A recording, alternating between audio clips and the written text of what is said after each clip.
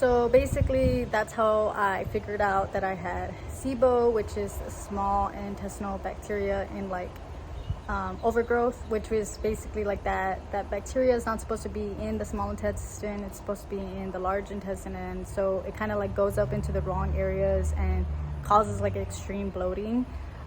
It also like affects you when you eat like, you know, like FODMAP type like diet, you know, basically like you avoid things that can ferment in your body for that reason, because they build up and they're just like feeding off of it and creating gas. So I was learning all of that, and basically like basically like veggies I ate and everything. I couldn't eat any veggies. I would just bloat so bad, especially like fermented ones.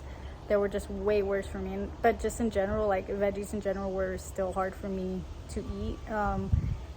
And so I just decided that I would try carnivore, because I was kind of like coming out at the time. So it was kind of like, you know, I'm gonna go ahead and try this to just take out the veggies, since I already had done keto before. I kind of already knew I could just do this. So I went ahead and did that, and I did that for about a month.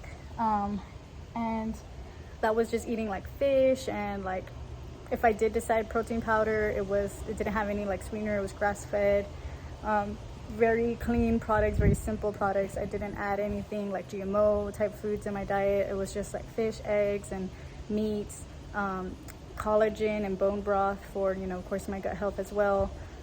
Just very, very natural things, and no non-meat type things. So no carbs at all, and no veggies, no fruits, anything, no sugars. So I did do that for a month, and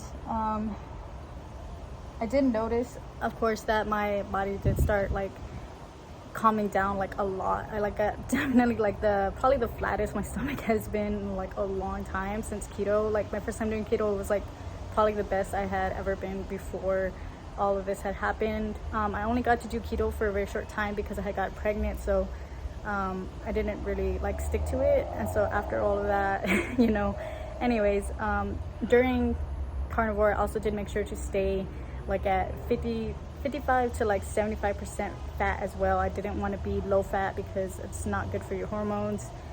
So during this, I actually did help my hormones a lot. I wouldn't say it fixed them, because this isn't really tailored for that exactly, but because I was eating healthy fats like ghee and like you know, good, I guess, butter, like grass-fed butters, you know, like unrefined coconut oil that was organic, you know, very like healthy fats. Like I couldn't really eat avocado, so I wasn't eating avocado that much either at that time. But anyways, so like basically doing all that did help like my hormones a bit, even though it wasn't like for that. So let me see.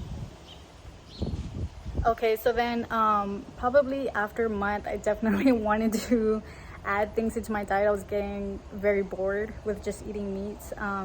So I kind of wanted to speed up the process, and I ended up like taking coconut oil with garlic, like mashed garlic into the coconut oil to make it easier to eat. I also took oregano oil, and I did those three like every day. So it was very small amounts, but it was like every day. Like I don't know if I did it in the morning and night, but I definitely did it at night. Sorry, my hair keeps getting in the way.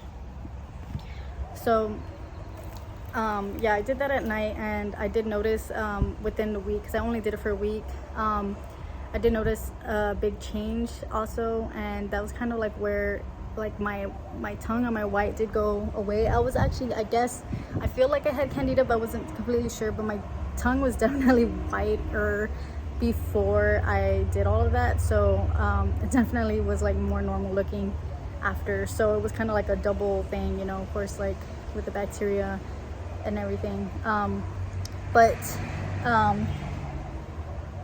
So where was I at? Okay, so